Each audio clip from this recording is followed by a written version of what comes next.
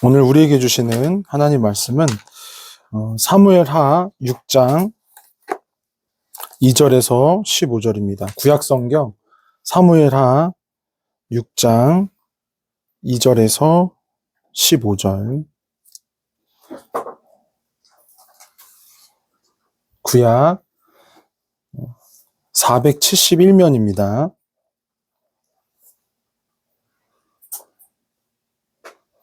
저와 여러분이 한 절씩 교독합니다. 저부터 볼게요. 다윗이 일어나 자기와 함께 있는 모든 사람과 더불어 바알레 유다로 가서 거기서 하나님의 궤를 메어오려 하니 그 궤는 그룹들 사이에 자정하신 만군의 여호와의 이름으로 불리는 것이라. 그들이 하나님의 궤를 새 수레에 싣고 산에 있는 아비나답의 집에서 나오는데 아비나답의 아들 우사와 아요가 그 새 수레를 모니라.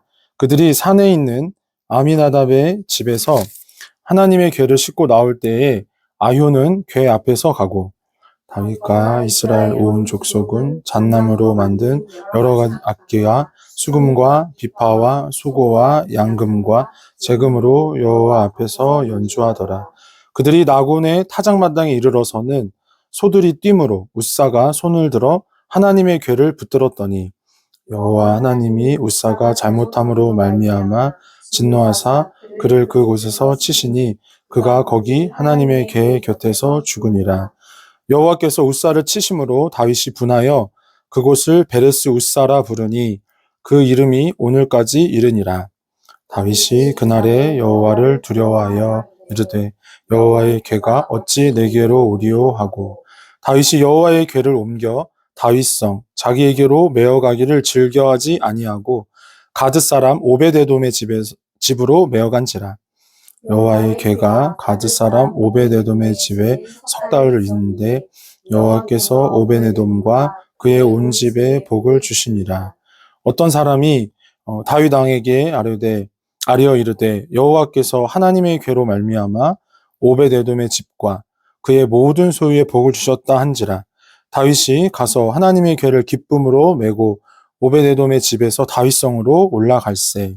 여호와의 궤를 맨 사람들이 6걸음을 가매 다윗이 소와 살찐 송아지를 제사를 드리고 다윗이 여호와 앞에서 힘을 다하여 춤을 추는데 그때에 다윗이 배에옷을 입었더라. 함께 봅니다. 다윗은 이스라엘과 즐거이 환호하며 나팔을 불고 여호와의 궤를 메어 오니라. 아멘. 여호와의 궤를 메어 오니라는 제목으로 함께 은혜를 나누겠습니다. 1453년 이른바 개유정난이라고 하는데요. 조선 초 세조가 왕위를 찬탈하고 단종이 내어쫓긴 이후에 그 스토리를 극화한 왕가 사는 남자 그 영화가 1000만 명을 넘었다고 하는데 스코어가 오늘 예배 오기 전에 한번 다시 살펴보니까 1400만 명을 넘었다고 하더라고요. 이 흥행에 대해서 어느 칼럼리스트가 이렇게 얘기를 합니다. 그 세조의 찬탈 이후에 우리 민족에 그 부정적인 메시지가 심겨졌는데 이른바 수단과 방법을 가리지 말고 성공만 하면 된다.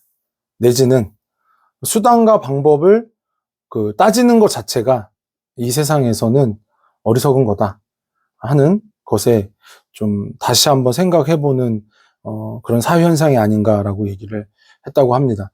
이 칼럼이 좀 괜찮아서 제가 메시지 또 이렇게 파일로 해서 드릴 때 화면을 통해 예배하시는 분들도 꼭 그 링크에 들어가셔서 한번 읽어보시면 좋을 것 같아요. 이렇듯 오늘 본문에도 보면 주님은 결과가 좋다고 해서 그 과정이 그 결과에 이르기까지의 수단과 방법을 똑같이 하는 걸 원하지 않는 거예요. 그러니까 그 결과가 좋다고 해서 수단과 방법이 조금 그릇되거나 모자라는 것을 원치 않는다는 것을 주님이 교훈하시는 거예요. 아비나답의 집에서 방치되다시피 한 하나님의 언약궤가 이제 다윗성, 이제 예루살렘으로 옮겨지는 그 본문이에요. 그러니까 다윗이 사울이 파위된 이후에 이스라엘의 왕이 된 그 이제 은혜를 가장 먼저 정치적으로나 또 지도자로서의 어떤 선택을 한 것이 뭐냐면 그 언약궤를 가지고 오는 거예요. 그 이스라엘의 수도이자 또 이제 장차 성전이 세워질 그곳에 하나님의 임재의 상징인 언약궤를 옮겨오는 거예요. 귀한 결정이죠. 의미 있는 결과예요. 그런데 그 과정을 주님이 과정도 눈여겨보시는 거라는 거예요. 결과가 하나님 언약궤를 예루살렘 성에 이제 다윗성으로 옮겨온대. 야, 진짜 중요한 결정이다. 참 의미 있는 결과다. 그런데 하나님은 결과가 좋으니까 그 과정이 어땠든지 그것을 그냥 간과하시는 분이 아니라는 거죠. 그 아미나답의 집에서 다윗성까지 오는 데에 일어난 일, 그 오늘 우리가 살펴보고자 하는 본문이거든요. 그러니까 주님은 그 과정도 주님 오시기에 합당하게 원하시는 거예요. 저와 여러분에게 오늘 이 본문 함께 상고함으로, 결과만이 아니라 그 과정도, 또 주님이 뜻하시는 그 목적으로 나아가는 그 과정도, 우리가 끝까지 주님 손을 붙잡고 나아가는 그런 성실한 성도의 삶이 되기를 바랍니다. 그렇게 우리가 깨달음 얻기를 바랍니다. 과정의 부족함은 결국 뭐예요? 결과의 그 순수성을 의심하게 만드는 거예요. 여러분, 이걸 놓치시면 안 되는 거예요. 그 과정의 부족함이 어떤 걸 드러내냐면 그 결과가 아무리 좋은 것이라도 그 결과에 도다르고자 하는 그 순수성이 어떠한가? 정말 하나님 편에서 합당한가? 진실한가? 하나님 보실 때도 온전한 것인가? 하는 의구심, 의문을 들게 한다는 거죠. 그것은 어떻게 보면은 점검일 수도 있고 검증일 수도 있는 거예요. 하나님은 일어난 이 성경의 사건, 베레스 우사라는 사건을 통해서 우리의 삶을 전체로 받으시기 원한다는 거예요. 그러니까 베드로전서 1장 9절을 보면 한번 따라해 보실까요? 믿음의 결국 곧 영혼 구원을 받음이라. 그러니까 오늘날 우리 성도님들이 영혼 구원을 받는데, 우리가 믿기만 하면 예수 그리스도를 믿기만 하면 영혼 구원을 받는데, 근데 우리가 이 땅의 삶에서 영혼 구원에 합당한 그 과정, 우리가 그 믿음으로 인내하고 그리스도를 따르는 제자의 삶의 그 어떤 수단과 방법, 그 과정도 못지않게 중요하다라는 거죠. 이런 어떤 영적인 큰 밑그림을 우리가 볼 수 있어야 돼요. 그것을 하나님을 의지하는 마음으로 그렇구나. 내가 이 결과에 대해서 하나님께 의미 있게 도달하기 위해서, 참되게 도달하기 위해서 어떤 수단, 어떤 삶의 과정이 있어야 하는지를 날마다 검증하고 또 검토하고 들여다보는 그런 신중함이 우리에게 회복돼야 한다는 거죠. 아비나답의 집에 거의 방치되다시피 한 언약궤를 어디에 실어와요? 수레에 실어와요. 사실은 이건 뭐예요? 처음 시내산에서 율법을 주시고 또 성막, 그 안에 있는 모든 예배, 이제 제사에 소용되는 기구들을 제작하라고 하실 때, 그것을 어떻게 관리하는지도 명령하셨거든요. 그 관한 말씀이 민수기 4장 15절인데요. 첫 번째 인용자료, 세 번역으로 버전으로 찾아왔는데요. 함께 봅니다. 시작. 진 이동을 앞두고 이렇게 아론과 그의 아들들이 거룩한 물건들과 그 물건에 딸린 모든 기구를 다 쌓아놓으면 비로소 고앗 자손이 와서 그것들을 둘러매고 간다. 이때에 거룩한 물건들이 그들의 몸에 닿았다가는 죽는다. 이처럼 회막에 거룩한 물건들을 옮기는 일은 바로 고앗 자손이 맡는다. 아멘. 그러니까 언약궤를 위시한, 그리고 그 성막의 모든 기구들, 이제 사실은 성막을 만들려고 그 재료로 들여지는 그 어떤 천도, 뭐 기둥도 다 그 세분화해서 명령을 하시거든요. 근데 이제 오늘 우리가 언약궤에 대한 이제 이것을 보고하는 말씀이기 때문에, 언약궤를 뭐예요? 지정한 어떤 덮개로 덮고, 그 아론의 후손인 제사장들이 지정된 덮개로 덮고, 그럼 누가 함부로 봐서도 안 된다는 거죠. 이렇게 터치도 안 되거니와. 그리고 레위는 그 므랄이나 게르손 또 고핫 이렇게 세 분파로 나뉘거든요. 그 한 지파 안에도. 그러면 고핫만 매는 거예요. 그 언약궤나 어떤 분향단이나 그 성소 안에 그 성막 안에 들여지는 제사에 소용되는 어떤 그 기구들을 고핫만 매는 거예요. 므라리도 또 다른 게르손도 그 분파, 레위 안에 다른 분파가 손대면 안 되는 거예요. 우리가 방금 본 민수기 4장 15절에 고핫 자손이 맞는다라고 이렇게 분명하게 명령하시죠. 그런데 어떻게 해요? 그 다윗왕이 치세인데, 그죠? 어떻게 보면은 이스라엘의 그 전에도 후에도 그만큼의 어떻게 보면은 그 왕정시대, 역사시대에 그렇게 융성했던 시기가 없었던 때에도, 물론 이제 초기라는 것을 좀 감안할 수는 있었겠지만, 그런 명령이 있는데 그것을 수레에 실은 거죠. 그러니까 이 연원이 어디에 있냐면, 사무엘상 이제 6장이나 보면 사사기의 마지막 제사장인 엘리, 이제 과도기에 있는 사무엘 앞에 있는 엘리 제사장 때에 하나님의 징계로 블레셋과의 전쟁에서 언약궤를 빼앗깁니다. 그리고 그 언약궤를 블레셋 사람들이 어떻게 이거를 간수를 할 수가 없잖아요. 근데 그런 방식으로 이 수레를 도구를 이용해서 언약궤를 이동시키거나 관리했던 거예요. 그러니까 어떻게 된 거죠? 블레셋이 이스라엘을 따라야 되는데, 그러니까 정리하면 이스라엘이 블레셋의 본이 돼야 하는데, 하나님의 무지하고 율법이 없는 그들 앞에 어떤 그런 선한 영향력으로 본이 돼야 하는데, 그러지도 못했을 뿐더러 이제 다윗 왕정이 되어서야 그것을 조금씩 수복하고 회복하는 이제 단계거든요. 근데 그때 그 시절의 모습대로 한 거예요. 그 디테일이 부족했다라는 거죠. 하나님의 말씀을, 하나님의 명령을 이렇게 소홀하게 여긴 거예요. 이 문제에 대해서 토저는 다음과 같은 지적을 하거든요. 우리 두 번째 인용 자료 함께 읽어보겠습니다. 시작. 너무나 많은 신자가 나는 옳다라는 감정적 만족을 즐기지만 의롭게 사는 불편함은 원하지 않습니다. 입으로는 암과 삶이 영원히 하나라고 말할지라도 생활에서는 이론과 실제가 영원히 분리됩니다. 그들은 진리를 향해 끊임없이 사랑을 맹세하지만 그 사랑의 대가를 전혀 치르려고 하지 않습니다.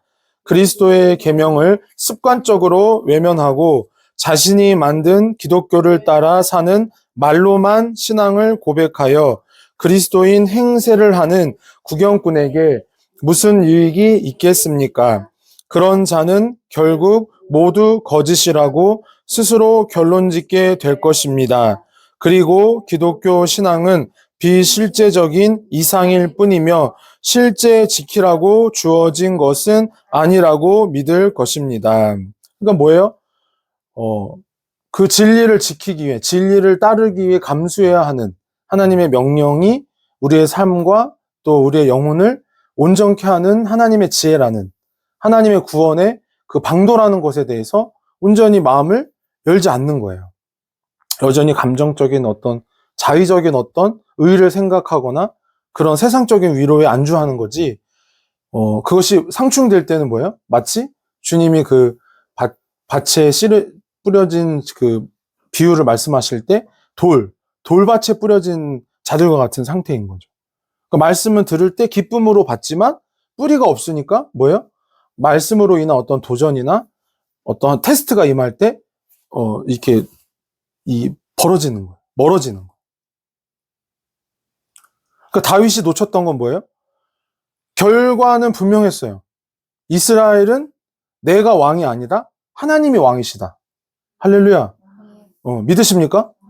그런 결과에 도달하도록 어떤 상징적인, 그리고 여러 고려를 했겠죠. 이따가 또 중간에 그것을 좀 더 심층적으로 뭘 놓쳤는지 또 보겠지만 분명했어요. 그런데 뭐예요? 그 결과에까지 그 과정을 보니 그것이 정말 그래 했나? 순수했나? 진실했나? 하나님을 경외했나? 그렇게 하나님께 그 뜻과 지혜에 인격적으로 동의하고 나를 내려놨나? 하는 것들에서는 이게 이 탈락되는 부분들이 계속 생겼던 거죠. 그 일이 베레스 우사라는 거예요.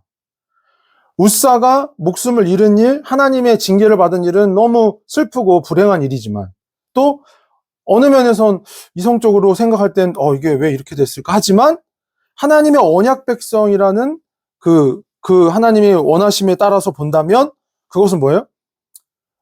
세상의 우상이 아니라, 우리가 만든 신이 아니라, 스스로 계신 하나님. 모세에게 말씀하셨죠? 나는 여호와라. 나는 스스로 있는 자다. 그러므로 뭐예요? 하나님을 계시하심과 하나님을 예배하는 그 과정, 수단과 방법도 그분이 이르시는 대로 해야 한다는 거죠.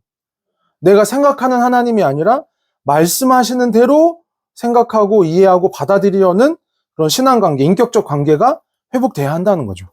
그런 어떤 이 흐름 속에서 사사시대의 영적인 암흑기와 맞물려서 다윗이 어떻게 보면 그것을 깨쳐나가고 있는 어떤 씨름을 하고 있는 것이기도 해요.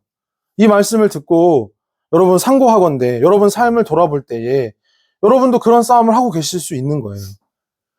사사시대와 같이 그때의 그 시대에 왕이 없으므로 이스라엘이 사람들이 자기 소견에 옳은 대로 행하였더라. 사실은 그 하나님이 이스라엘의 왕이시고 또 열방의 왕이시고 또 만물의 주권자인 것을 여러분 믿으시죠? 그것을 깨쳐나가고 원래의 자리로 회복시키는 일에 사실 다윗을 세우신 거죠. 마찬가지로 저와 여러분을 그 보냄받은 곳에서 주님이 줄로 그 재어주신 그 기업에서 분깃에서 그 역할을 감당하기 원하신다는 거죠. 근데 큰 틀에서 선한 일이 일어나고 있는 건 분명하지만 악마는 디테일이 있다라는 말처럼 다윗은 그 과정의 그 세부 검토를 놓쳤다는 거죠. 그러면 언약궤를 지금 다윗성에 예루살렘 성에 옮겨오는데 그 옮겨오는 방식이 그렇게 예배를 온전히 드리는 과정이 맞나? 그러하는 게 맞나? 수혜에 실었다고? 이게 지금 맞는 거야? 하는 그런 어떤 검토가 필요하다는 거죠. 이것을 전에도 몇 차례 말씀드렸지만 한번 따라해 보실까요? 셀프 이그제미네이션. 그렇죠. 그 마음속에 모신 말씀이 또 우리와 함께 계신 성령이 그것을 기뻐하는가? 그러한 과정과 그러한 방법과 그 수단을 택하여 결론에 하나님이 예비하신 그 일에 나아가는 그것이 맞는가? 그것이 합당하게 지금 흘러가고 있는가? 하는 그런 신중함이 지혜로움이 성도에게 있어야 한다는 거죠. 그냥 뭐로 가도 서울만 가면 돼. 그거는 성도의 방식이 아니라는 거죠. 믿으십니까? 네. 시험을 잘 봐서 좋은 성적을 얻으면 좋죠. 그렇죠? 근데 시험을 준비하는 과정에서 막 컨닝 페이퍼 쓰고 어떤 다른 친구들하고 모략을 해서 선생님을 속여서 시험을 기만하는 어떤 속임의 행동을 한다면 그래서 100점을 맞고 90점을 맞으면 그게 좋은 합당한 결과입니까? 그게 여러분 직장에서도 마찬가지잖아요. 내가 상관에게 인정받으려고 다른 사람 험담하고 내가 한 수고가 아닌데 마치 내가 한 수고처럼 그 공적을 공평하게 인정하고 나눌 수 있는 사람이 돼야 하는데 그것을 빼앗고 속임한다면 그래서 업적이 되고 승진이 된들 그것이 정말 하나님 원하신 결과일까요? 그게 아니라는 거예요. 그래서 주님이 명령을 하신 거예요. 율법을 주신 거예요. 그 말씀을 주신 거예요. 규례를 주신 거죠. 우리가 그것을 간과하여 살지 말라고. 집에 우리 자녀가 초등학교 때도 기억해보면 정말 착한 자녀가 되어라. 잘 순종하는 자녀가 되라. 그러면 거기 하우가 따라오잖아요. 어떻게 하는 게 착한 자녀인데요? 순종하는 자녀인데요? 그러면 이제 부모가 이제 말하죠. 학교 가서 선생님 말씀 잘 들어라. 응? 그 결과라는 것이 어쩌면 우리가 정말 선하게 되고 참되게 되고 온전히 그 영화의 단계까지는 예수님이 오셔야 되는 거잖아요. 믿으십니까? 근데 우리에게 약속하셨기 때문에 그 명령 안에서 그 하나님의 그 계시 안에서 우리가 그래? 그래도 나는 이런 학생이 되고 싶은데 난 저런 학생이 되어볼 거야. 이제 그게 아니라 하나님의 다스림, 그 계명과 말씀 안에서 그 정말 하나님께 영광이 되고 하나님 나라를 나눌 수 있는, 확장할 수 있는 그런 어떤 비전 있는 종들로 우리를 쓰고 싶으시다는 거죠. 그러니까 계명의 지혜로 말씀의 어떤 빛으로 우리를 이끌어 주시는 거예요. 그래서 세세히 그냥 막연하게 그래 좋은 자녀가 되거라 그게 아니라 친구들과 싸우지 말아라. 또 선생님 말씀 잘 들어라. 그리고 또 빨간불에 건너지 말아라. 뭐 많은 것을 이르시잖아요. 그렇죠? 우리 부모에게나 우리 리더를 통해서나. 그러니까 항상 우리가 그 법 잡은 자들을 위해서나 그 주님 허락하신 그 권위에 대해서 많이 기도해주고 하나님께서 도와주시기를 빌어야 하는 거예요. 여러분 그렇게 또 하시기를 바랍니다. 이러한 영적인 검토와 검증에 또 C.S. 루이스가 이런 조언을 하는데 한번 참고해 볼까요? 인용자로 세 번째인데요. 한번 같이 보시죠. 시작. 우리는 모두 진보를 원합니다. 그러나 진보한다는 것은 우리가 가고자 하는 그곳에 점점 더 가까이 간다는 뜻입니다. 방향을 잘못 잡으면 아무리 앞으로 나아가도 원하는 곳에 다가갈 수 없습니다. 잘못된 길로 접어들었을 때에는 그 자리에서 돌이켜 올바른 길로 되돌아가는 것이 진보입니다. 그러니까 그 경우에는 가장 먼저 되돌아가는 사람이 가장 진보적인 사람입니다. 여러분도 지금 세상의 상태를 보면 인정하겠지만 인류를 명백히 큰 잘못을 저지르고 있습니다. 우리는 잘못된 길을 가고 있습니다. 그렇다면 되돌아가야 합니다. 그것이 가장 빠른 길입니다. 그러니까 오늘날 우리 모습을 보세요. 우리가 앞에 예배 앞에서도 또 이란과 미국의 전쟁이나 또 지금 4년째 우크라이나 러시아 전쟁 또 그쳐 주시도록 기도했잖아요. 그러니까 세상이 잘못된 길로 가고 있다는 증거는 차고 넘쳐요. 그럼 봐봐요. 진정한 진보, 그 말씀의 지혜로 우리가 스스로를 셀프 이그제미네이션하고 검증하고 검토한다는 건 뭐죠? 하나님께로 되돌아가는 거죠. 지금 하나님을 떠났기 때문에 우리 지금 인류와 우리 개인과 우리 공동체에 어떤 어려운 일들, 어지러운 일들, 불행한 것들이 생겨난다는 거예요. 아시겠습니까? 그러니까 진정한 진보라는 것, 진정한 그 말씀의 빛으로 회복된다라는 건 뭐예요? 하나님께로 돌아오는 거죠. 그 방향을 다시 설정하는 거예요.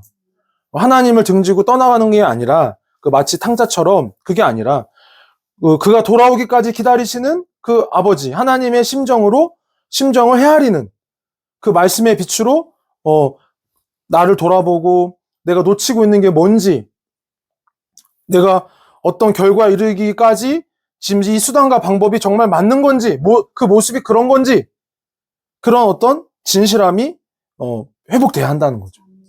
저와 여러분에게 그것이 허락되기를 원합니다. 그러니까 최근 그 예능 프로그램에서 어느 연기자가 자기가 아주 좋은 산, 말하자면 영험한 산이 보이는데 이사를 했대요.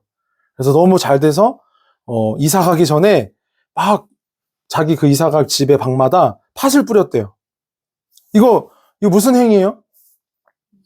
그쵸, 그 무속행위죠. 근데 조금 있다가 이렇게 또 다른 애를 막 주고받다가 자기는 그리스도인이래요. 자기는 크리스천이래요.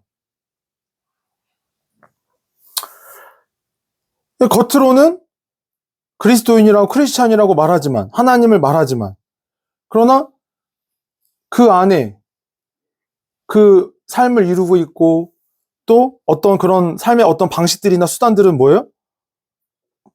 전혀 기독교적이지 않는 이런 상반된 이런 모습에 혹시 저와 여러분이 빠져있지는 않은지 돌아봐야 한다는 거죠. 우리가 예수 그리스도를 주로 삼아 거룩하게 한다는 것은 우리 아까 베드로전서 1장 9절의 말씀처럼 믿음의 결국 곧 영혼 구원을 받음이라라는 그 소망 안에 우리의 삶이나 우리의 내면이나 우리에게 맡겨주신 것들이 하나님의 그 질서 속에 다스림 가운데 그 회복되기를 열망하며 성실하게 그것을 수종하는 자가 되어야 하는 것입니다. 여러분 그렇게 믿으시기 바라요. 여러분이 테이블에 앉아서 공부할 때 여러분 그 그 자리에서 어떤 역할을 하실 때 그 보냄받은 곳에서 사소한 것은 하나도 없는 거예요. 그것 하나하나가 다 뭐예요? 하나님 나라가 되도록. 그것에 상관된 어떤 내 이웃에게든 또 그 어떤 하나님의 그 어떤 맡겨진 사명에 대한 그 구체성을 가질 때에도 이것은 내가 나를 위해서 하는 게 아니라 하나님이 나에게 맡겨주셔서 하나님의 이름을 위해서 하는 거다. 하는 그러니까 여러분의 몸을 건강하게 관리하는 것도 마찬가지예요. 응? 제가 그런 아까 그 어떤 모순적인 모습에 대한 예를 또 했지만 또 하면 이렇게 산에 운동하러 가시는 분들 보면은 오른쪽에는 배드민턴 라켓을 들었는데 왼쪽에는 그 담뱃불을 이렇게 붙이고 있는 거예요. 이런 모습을 봐요. 이런 어떤 모순과 이중성. 하나님의 다스림을 통해서 이런 어떤 괴리가 끊어져야 되는데 온전히 하나님의 질서 안에서 우리가 다져지고 또 깨어져서 온전히 그 말씀께서 이끄시는 대로 우리의 어떤 모든 수단과 방식들이 모양들이 새롭게 빚어져야 하는데 그 한 손에는 운동하려고 건강을 지키려고 하는 걸 하고 한 손에는 정말 건강을 해치는 백해무익한 것을 하면서 하는 이런 상반된 모습. 좋은 집을 얻었고 영화만 산이 보이는데 이사했다고 막 사방에 그 집에 팥을 뿌리면서 무속행위를 하고 조금 있다가는 나는 그리스도인이라고. 여러분 속지 않길 바랍니다. 여러분 속지 않길 바랍니다. 여러분 미혹되지 않길 바랍니다. 여러분 스스로도 여러분 마음에서 그러한 괴리적이고 모순적이고 뭔가 이렇게 상반되는 것들을 만날 때 정말 주님 앞에 올바른 방향을 구해야 돼요. 주님, 이런 것에 제가 이렇게 정말 이렇게 분리되거나 혼란에 빠지지 않게 하옵소서. 그리스도의 말씀으로 거룩하게 해주시고 한 마음으로 주님의 그 성령의 도움으로 한 마음으로 언약궤를 다윗성에 올리는 것 그 결과는 그렇게 도다르는 것은 귀하지만 수레에 싣는 게 아니죠. 레위 자손 그 고핫 지파가 그것을 뜰채에 메고 정한 것으로 덮어서 누구도 육안으로 보게 하지 않고 터치하지 않게 하고 그 정한 규례대로 그 일을 하나님의 거룩한 일을 해내가야 한다는 거죠. 우리의 예배하는 시간만이 아니라는 거예요. 계속 강조드리지만 여러분의 삶의 자리에 그곳에서 그것도 마찬가지로 하나님의 명령과 나의 의지가 상출될 때 그런 일이 많잖아요. 나의 의지와 나의 방법을 내려놓고 하나님께서 뭘 원하시지? 나를 여기에 왜 보내셨지? 한번 따라해 보실까요? 하나님이 무엇을 원하시지? 하나님이 무엇을 원하시지? 하나님이 왜 나를 여기 보내셨지? 하나님이 왜 나를 여기 네, 그러한 보내셨지? 계속적인 어떤 검증과 험증이 일어나야 한다는 거예요. 그 말씀 안에서. 그런 어떤 선한 목적 의식을 갖고 그 모든 내용들이 삶의 어떤 수단들이 드려지도록 하나님 손에 올려지도록 해야 한다는 거죠. 여러분 그렇게 되길 바랍니다. 옛 언약의 상징물인 그 성물 언약궤를 무엇을 가리키고 있는 거예요? 새 언약을 가리키고 있는 거예요. 새 언약. 새 언약의 말씀 예레미야 31장 31절에서 33절 우리 인용자로 네 번째인데요. 한번 같이 읽어보겠습니다. 시작. 여호와의 말씀이니라 보라 날이 이르리니 내가 이스라엘 집과 유다 집에 새 언약을 맺으리라. 이 언약은 내가 그들의 조상들의 손을 잡고 애굽 땅에서 인도하여 내던 날에 맺은 것과 같지 아니할 것은 내가 그들의 남편이 되었어도 그들이 내 언약을 깨뜨렸음이라. 여호와의 말씀이니라. 그러나 그날 후에 내가 이스라엘 집과 맺을 언약은 이러하니 곧 내가 나의 법을 그들의 속에 두며 그들의 마음에 기록하여 나는 그들의 하나님이 되고 그들은 내 백성이 될 것이라. 여호와의 말씀이니라. 아멘. 그러니까 속에 그 성도의 속에 믿는 자의 마음에 그 말씀을 새기신다. 그 말씀을 기록하신다. 그것은 뭐예요? 우리의 삶의 모든 판단에 하나님의 말씀이 최종적인 결정을 내리시는 분이라는 거예요. 그것에 이르도록 우리를 만들어 가시겠다는 거죠. 근데 그렇게까지 뭐예요? 그 모든 그 과정 속에 일어나는 그 싸움들, 선한 싸움들, 그런 어떤 막 소요와 갈등과 분쟁에 대해서 우리는 뭐예요? 그것을 직시해야 한다는 거죠. 그것을 눈 감고 피하거나 그냥 이렇게 두루뭉실해서 넘기거나 하면 안 되고, 하나님이 정한 일에 대해 나에게 명령하시고 뜻하신 바에 내가 이르도록 그리스도의 장성한 분량에 이르기까지 하나님께서 허락하신 그 자리의 모든 일들에서 뭐예요? 내 감정과 내 의지와 내 생각대로 하는 게 아니라 그 말씀이 교훈하시는 대로 우리에게 지혜 주시는 대로 따라가야 한다는 거죠. 그래서 어떤 판단을 내릴 때 어떤 선택 앞에 뭐예요? 그 말씀께서 최종적인 그 결정을 내리시도록, 이스라엘의 왕이 없는 것이 아니라, 열방의 진정한 주권자가 없는 것이 아니라 하나님이시라는, 예수 그리스도시라는, 우리와 함께 하시는 그 성령이 우리를 통해서 뭐예요? 하나님의 질서와 그 통치를, 그 주권을 나타내 보이시며 이루어가고 싶으시다는 거죠. 다윗이 그것을 깨달은 거예요. 이 베라스 울세아라는 이 어려운 사건, 이 슬픈 사건에서 그것을 깨달은 거예요. 두려워했지만, 그래서 잠깐 오베데돔의 집에 그 언약궤를 두었지만 그 3개월 동안에 어떤 일이 있었어요? 그 언약궤가 그 집에 있으므로 오베데돔의 집에 하나님의 복이 임했다는 거죠. 그 소문을 듣고, 소식을 듣고 다윗이 다시 용기 내어 이제는 하나님의 방법으로 그 언약궤를 메어 오는 거예요. 할렐루야. 여러분, 하나님의 일을 감당하고 또 하나님께 예배할 때 또 슬픈 마음, 또 상한 마음, 또 낙심될 때 있을 수 있어요. 있을 수 있어요. 그럴 때 여러분 끝까지 그 하나님의 선하심을 바라보길 바라요. 하나님의 그 약속하심을 의지하길 바라요. 누가 뭐래도, 그러니까 세상의 어떠한 평가나 내 기준이 아니라 하나님이 나를 그리스도 안에 구속하셔서 자녀 삼으셨다라는 그 중요한 그 언약 백성, 언약의 그 자손답게 다운되지 말고 위축되지 말고 더욱 주님 바라보시기를 바랍니다. 이 사건에서 또 울린 경종이 뭐냐면, 그 참고할 만한 주석에서 발췌해 왔는데 한번 같이 읽어볼게요. 5번째, 시작. 다윗은 그 궤를 통해 표현된 놀라운 일로 하나님을 조종할 수 없다는 사실은 물론이거니와 그가 원하는 만큼 그 궤를 자유롭게 다룰 수 없다는 사실을 배웠습니다. 비록 이 사건이 당시에는 매우 슬픈 사건이었지만 이후 그것은 하나님의 거룩하심에 대한 존중이 공동체의 안녕을 위해 필수적이라는 사실을 가르쳐 주었습니다. 그러니까 제가 아까 서두에 말씀드린 것처럼 과정에서의 부족함은 결과의 순수성을 의심하게 만드는 거예요.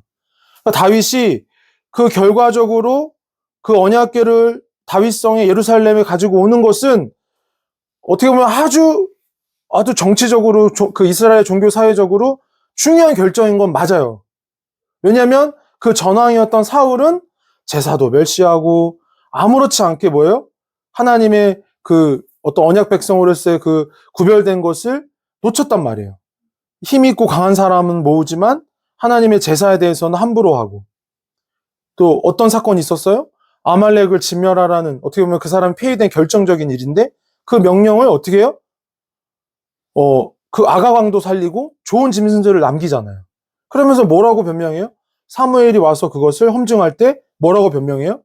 이거 하나님께 제사하려고 했다. 그때 우리가 잘 아는 말씀. 하나님 원하시는 건 뭐예요? 제사가 아니다. 하나님 원하는 건 번제가 아니다. 하나님이 원하는 건 뭐예요? 순종하는 거다. 믿으십니까? 하나님이 원하시는 건 뭐예요? 어떤 제사라는 형식, 언약 백성이라는 어떤 외관이 아니라는 거예요. 그래서 사도도 로마서에 할례는 마음에 할지니라고 하시는 거예요. 할례라는 언약 백성에게 어떤 종교적인 어떤 행위를 주님이 아브라함 때부터 명령하셨잖아요. 근데 정말 원하신 할례는 뭐예요? 외부적인 어떤 할례 행위가 아니라 마음의 할례. 하나님을 경외하지 않고 존중하지 않고 두려워하지 않고 순종하지 않고 내 감정과 뜻과 옛사람의 방식대로 수단대로 하려는 걸 베어내는 것. 그게 진정한 할례고 하나님의 언약 백성으로서 변화돼야 하는 진정한 방향이라는 거죠. 이 베레스 우사라는 사건이 그런 많은 영적인 의미들을 내포하고 있는 거예요. 여러분 보세요.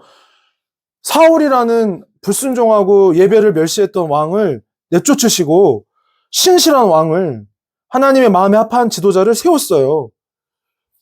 이게 그런 이 사무엘하 이 본문의 6장의 이 기록이 이 시점이 그래요. 얼마나 경축할 일이고 어떻게 보면은 얼마나 막 환희찬 그 페스티벌 같은 상황이잖아요. 이 사건도 그 언약궤를 예루살렘의 성에 올리는 이 일도. 근데 하나님은 거기에 뭐예요? 여기서 알 수 있는 거예요. 정말 하나님은 다윗을 사랑하신 거고 이스라엘을 기뻐하신 거예요. 그 마음을 안다. 그런데 그 마음에 뭐예요?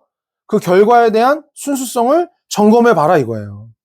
그래서 아까 5번째 그 다시 문구를 읽어보면 그 한 주석의 표현처럼 다윗은 그 궤를 통해 표현된 놀라운 일로 그 베레스 울사의 사건이 하나님을 조종할 수 없다는 사실은 물론이거니와 그가 원하는 만큼 그 궤를 자유롭게 다룰 수 없다는 사실을 배웠습니다. 그가 왕이지만 그가 이스라엘의 지도자지만 그렇게 고백함으로 그런 어떤 언약궤를 올려오는 행위를 했지만 다시 한번 그 마음의 진실함을 검증한 거예요. 다윗아, 정말 내가 너의 왕인 걸 인정하느냐? 이스라엘아, 너가 진정 내가 너의 주권자인 것을 받아들이느냐? 그것을 주님 뭐예요? 그 수레로 언약궤로 옮기는 그 모습을 그냥 간과하시지 않은 걸로 나타내신 거예요. 그 수레가 덜컹일 때 웃사가 그것이 떨어지지 않으려고 잡은 그 행위로 하나님이 웃사를 치셔서 나타내신 거예요. 그 결과에 이르는 방향이 진실한가? 하나님 편에 맞는가? 신실한가? 그 안에 뭐예요? 여러 가지 복합적인 정치적인 자기의 사역적인 것들을 주님은 다 보고 계셨다는 거죠. 아무리 신실한 다윗이라도 아무리 언약 백성이 이스라엘이라도 왜요? 하나님은 외모를 보시지 않거든요. 하나님은 외모를 보시지 않거든요. 우리의 중심을 보시고 그 중심에서 비롯되는 진정한 예배와 그 회개와 간구를 보시는 분이기 때문이죠. 믿으십니까? 할렐루야. 진정한 부흥은 그거예요. 언약궤를 예루살렘에 올리는 그 일에 하나님의 명령대로 하나님의 그 뜻대로 하고 있는가 그것을 검증하고 살펴볼 수 있는 그런 인내심, 그런 침착함, 그런 겸손함과 신중함 그것을 함께 원하신다는 거예요. 믿으십니까? 근데 그 과정에서 이제 2번째 올라올 때 다윗이 이제 그것이 잘 확인되고 검증될 때 진정한 축제와 환희가 나타나는 걸 볼 수 있는 거예요. 그 본문 12절 그 하반절에 보면은 제가 한번 읽어볼게요. 다윗이 가서 하나님의 궤를 기쁨으로 메고, 이게 중요해요. 메고. 그쵸? 수레가 아니고 다른 방법이 아니고 이제 레위의 그 고앗 자손에게 그렇게 이제 잘 위임해서 이제 진행했겠죠. 오벳에돔의 집에서 다윗성으로 올라갈새 여호와의 궤를 맨 사람들이 6걸음을 가매 다윗이 소와 살찐 송아지로 제사를 드리고 다윗이 어떻게 했어요? 여호와 앞에서 힘을 다하여 춤을 추는데 그때에 다윗이 배의 옷을 입었더라. 할렐루야. 그러니까 이제 뭐야? 말씀하신 대로 언약궤를 운반하는 것은 물론이고 언약궤가 6걸음을 뗄 때마다 그 고앗 자손들이 6걸음을 움직일 때마다 이제 제사를 드리고 할렐루야. 그리고 또 뭐야? 왕이 직접 그 모든 백성 중에 가장 높은 사람, 존귀한 사람 머리가 거기 앞에서 어린아이처럼 뛰노는 거죠. 할렐루야. 그게 이스라엘이라는 걸 주님 보여주시는 거예요. 그러니까 다윗 하면 예배 회복, 그 노래 잘하는 자, 이스라엘의 노래 잘하는 자. 그렇게 주님이 명명해 주신 거예요. 왜냐하면 하나님은 다윗에게서 그 기쁜 마음을 주신 거예요. 진정한 영혼의 기쁨을. 우리의 존재하는 이유를. 마치 이 일 외에 자신에게 중요한 일이 없는 것처럼 그는 헌신하며 섬겼습니다. 다윗은 자신의 왕이라는 명예나 권력보다 예배자라는 부르심이 먼저이고 무엇보다 중요하다는 것을 믿음으로 자신을 던져 그것을 입증했습니다. 하나님 우리에게도 그것을 원하시는 줄 믿습니다. 그러니까 우리가 삶의 자리에서 어떤 역할들이 있겠죠. 또 어떤 그런 요구하심들이 있어요. 그렇죠? 근데 가장 본질은 뭐예요? 예배자예요, 예배자. 하나님 앞에 그 영과 진리로, 그 요한복음 4장 24절 말씀대로 하나님의 성령과 말씀을 힘입어서 우리를 드리는 거예요. 나를 드리는 거예요. 믿으십니까? 그것이 뭐예요? 성도의 모든 수단이자 또 모든 결론인 거예요. 아시겠어요? 그 본질의 회복, 그 진정한 회복을 위해서 뭐예요? 오늘 이 본문을 우리가 함께 상고하면서 들여다본 거예요.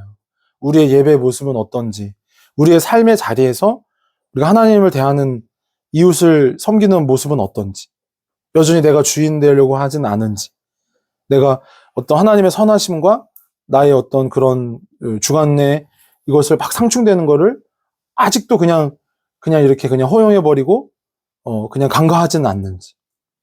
여러분 그것이 바로 잡혀지기를 바랍니다. 그 여섯 번째 그 자료에 그 찬양 가사를 가져왔는데 한번 같이 드려봤으면 좋겠어요. 한번 드려볼까요? 주께와 엎드려 경배드립니다.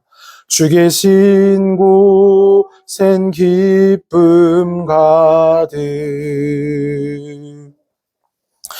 무엇과도 누구와도 바꿀 수 없네. 예배드림이 기쁨 됩니다. 그러니까 오늘 본문에 보면 이 사달이 나기 전에 그 잣나무로 만든 여러 악기들이 나와요. 그래서 한번 읽어볼게요. 그 5절에 그러니까 베레스 우사 사건이 나기 전에, 다시 말하면 그 수레로 언약궤를 옮기는 그 행위 속에 이렇게 하는 거예요.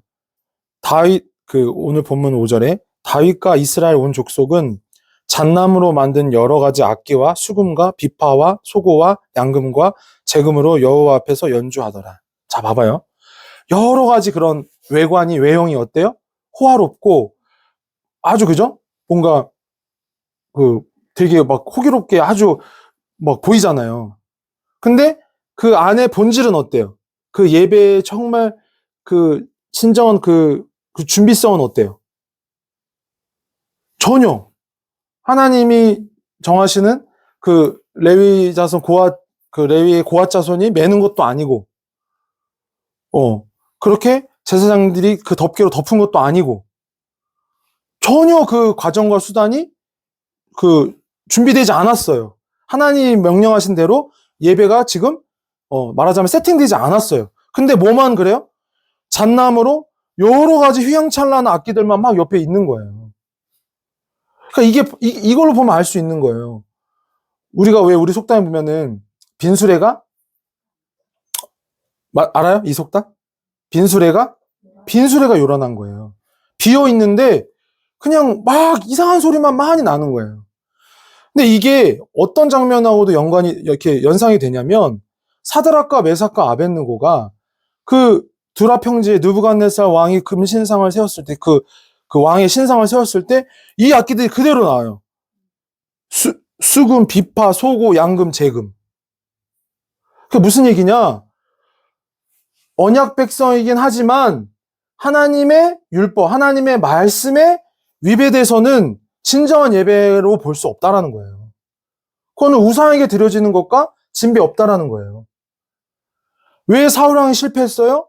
하나님께 예배하는 자신의 본질적인 사명, 이스라엘의 궁극적인 언약 백성이라는 사명을 놓치고 그 권력에, 명예에, 세상 욕에 취했기 때문이에요. 여러분 그것을 이 시간 이 자리에서 우리가 내려놓길 바래요. 세상에 그런 취해 있는 것들, 내가 예배자로서의 어떤 궁극적인 본질적인 부르심으로 우리가 서 있어야 하는데 외양만 그냥 거칠에만 어떤 형식만 갖고 마음은 없는 그런 예배가 아니라 그냥 금신상에게 절하는 세상의 그런 어떤 종교나 우상숭배처럼 하지 않기를 바라신다는 거예요. 하나님이 구하시는 제사는 상한 마음이라고 하시는 거예요. 베레스 우사는 참 슬프고 애통할 일이지만 그것을 통해서 하나님 우리에게 말씀하시는 거예요.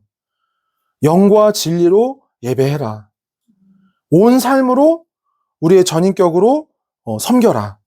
말씀하시는 거예요. 여러분 그것을 꼭 놓치지 않기를 바랍니다. 네, 우리 함께 기도하죠. 아버지 하나님, 저희가 하나님을 섬길 때 그 모습과 그 마음, 그 결과에 이르기까지 그 모든 과정이 하나님 앞에 온전히 드려지기 원합니다. 다윗의 치세임에도 불구하고 하나님의 언약궤를 간수하고 다루는 방식이 블레셋 사람들이 하는 것처럼 하는 것을 볼 때에 하나님, 우리의 모습, 우리가 참으로 겸손하고 정직하게 돌아보기 원합니다. 우리 안에 그런 블레셋과 같은 세석과 같은 요소들 하나 없이 제거해 주시고 성령으로 우리가 충만할 수 있도록 예수 그리스도로 충만할 수 있도록 도와주시옵소서. 새 언약의 백성답게 이제 말씀을 우리의 내면에 우리의 중심에 기록해 주신다 하셨사오니 우리의 모든 생각과 결정에 최종적인 판단이 하나님께 있다는 것을 겸손하게 받아들이고 순종할 수 있도록 도와주시옵소서. 주 예수 그리스도의 은혜와 하나님의 사랑과 성령의 교통하심이 사랑하는 너희 심령과 함께 있을지어다. 아멘.